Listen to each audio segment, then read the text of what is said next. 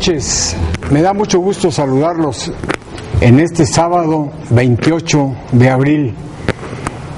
Los temas de la semana, temas muy importantes, siguen las campañas para arriba y para abajo, según donde se quieran ver. Y hoy vamos a tratar un tema sobre la educación, un dato muy importante que, si lo ven políticamente, va a traer serias consecuencias ya con la educación en este país. Me acompañan este día Carmen Larrieta, ¿cómo estás? Bien, ingeniero, buenas noches. Por supuesto, Pepe Antón, ¿cómo estás? Buenas noches. Ahora estás del lado izquierdo. Así es. ¿Cómo estás, Natividad? Muy buenas noches, muy bien. Me da mucho gusto saludarte.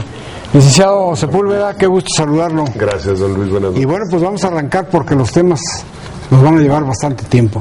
Pepe, ¿qué opinas de la educación en México? Bueno, esta semana, Luis, el tema cobró tintes políticos porque arrancamos la semana con una entrevista de la profesora Elvester Gordillo en un periódico Reforma, en donde, además de hacer reflexiones sobre cómo va cada campaña, en pocas palabras deja claro que el único tema coincidente con la Coordinadora Nacional de Trabajadores de la Educación, que es, digamos, el enemigo íntimo del CENTE, el único tema en el que coinciden es que no quieren la evaluación educativa en los términos planteados. Y es un tema de fondo por una razón. Parece que hay un consenso generalizado en el sentido de que la educación es un problema a resolver en este país. Es decir, cada vez que acudimos a una evaluación internacional, o la OCDE refleja algunos números, no nos va muy bien. Es un consenso que algo tenemos que hacer en ese campo. Uno de los temas, uno de los factores que podrían ayudarnos a tener un mejor nivel educativo en el tiempo, pues es evaluar a los que están dando las clases en las miles de escuelas de este país, que además yo creo que es un gremio muy sacrificado y creo que hacen un trabajo extraordinario para las condiciones de infraestructura y de corporativismo que por muchas décadas ha tenido el gremio magisterial. Sin embargo, es atentar contra el poder de las cúpulas, porque para ellos, en lo particular para digamos, las cúpulas de la representación magisterial, implica perder una canonjía, un derecho ganado con el tiempo, el derecho al statu quo, el derecho a no ser tocado, el derecho a mantener las cosas como están. Y yo creo que en este país el tema educativo, no solo en el campo de la evaluación, no puede seguir como está. No podemos esperar tener un resultado diferente invirtiendo lo mismo en educación, invirtiendo menos del 8% del PIB cada año, que es lo que tendríamos que estar haciendo. Hay un dato interesante: los países BRIC, que son, yo creo que la aspiración de con quien nos queremos medir, ¿no? Brasil, Rusia, India, China, invierten al menos el 1.5% del Producto Interno Bruto en ciencia y tecnología. Nosotros invertimos la tercera parte, y cuando vienen las evaluaciones y nos dicen México estás muy mal, nos espantamos y nos sorprendemos. Entonces yo creo que sí tenemos que puntualizar cuáles son los factores que pueden ayudarnos a sacar a la próxima generación del atolladero educativo en el que estamos y poner manos a la obra. Uno de esos puntos, insisto, es la evaluación educativa.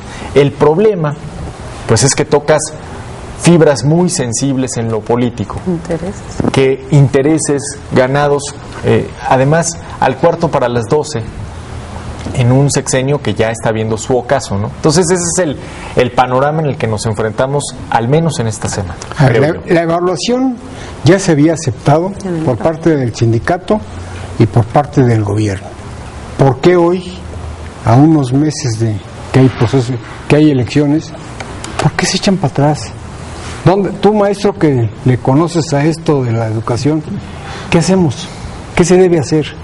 Porque la verdad es que cada vez que salimos calificados por internacionalmente andamos de veras en el suelo.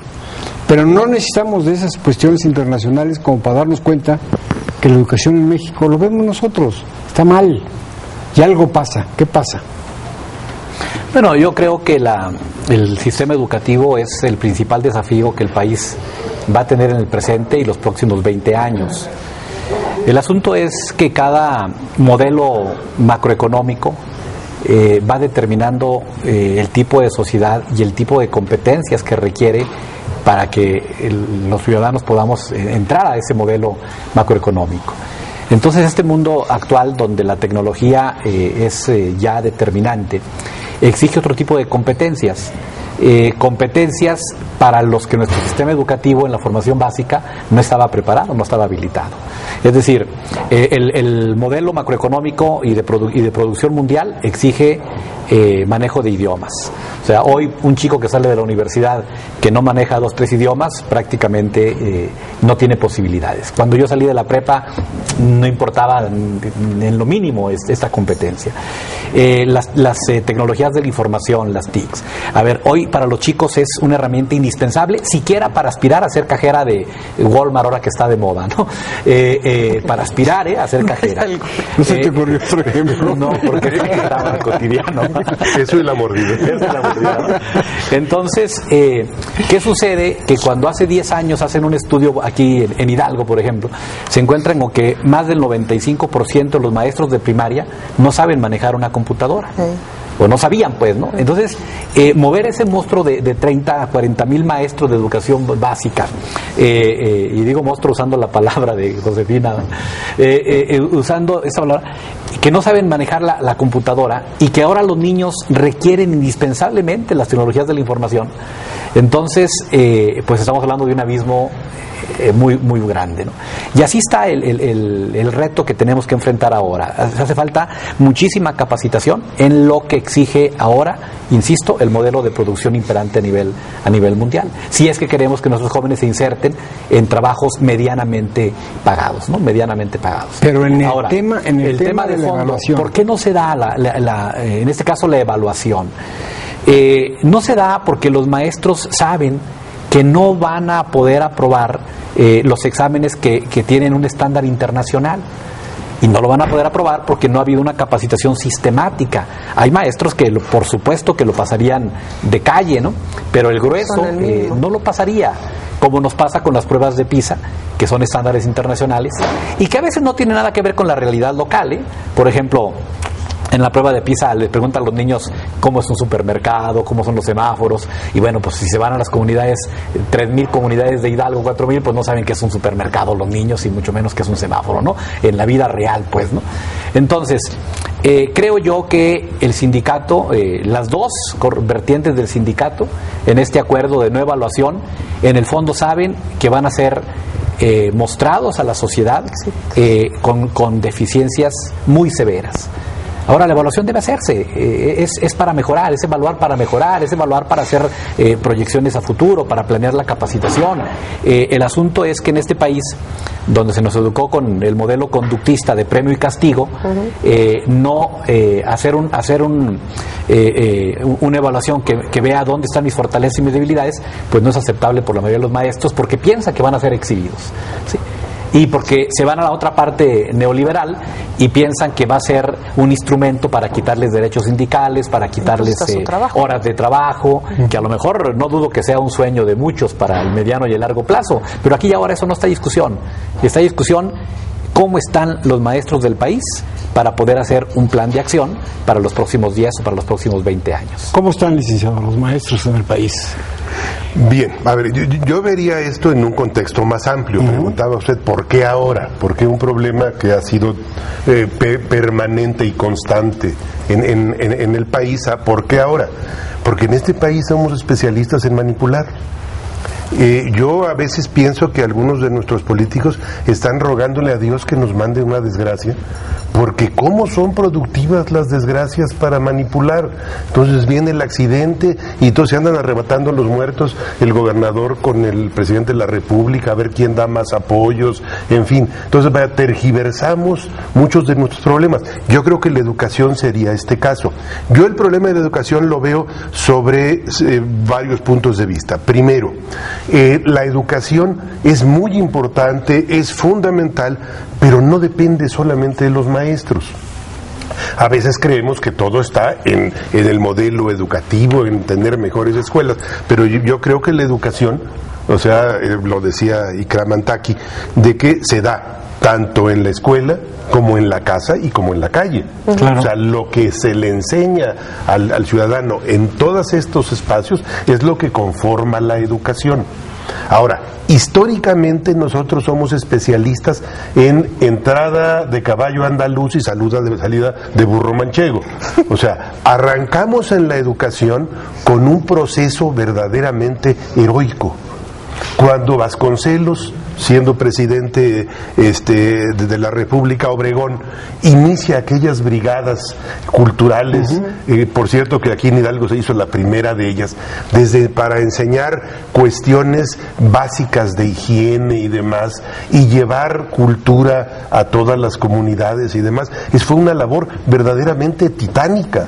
Durante mucho tiempo el trabajo de los maestros rurales, eran apóstoles en este sentido. Sin embargo, de pronto, habiendo avanzado de manera brutal en esto, abatido el analfabetismo tan grande que teníamos, de pronto empezamos a acomodarnos cómodamente y a dejar de pensar en el futuro. Y entonces, el futuro nos alcanzó. Y ahora, como decía Natividad, no tenemos los diseños apropiados para cuestiones como estas, y que tienen que ver desde la habilidad laboral, que tienen que ver hasta cuestiones tan importantes, por ejemplo, la educación de los abogados a nivel profesional, dista mucho del nuevo modelo que tenemos. Ahora hay un nuevo modelo de justicia donde se privilegia la oralidad.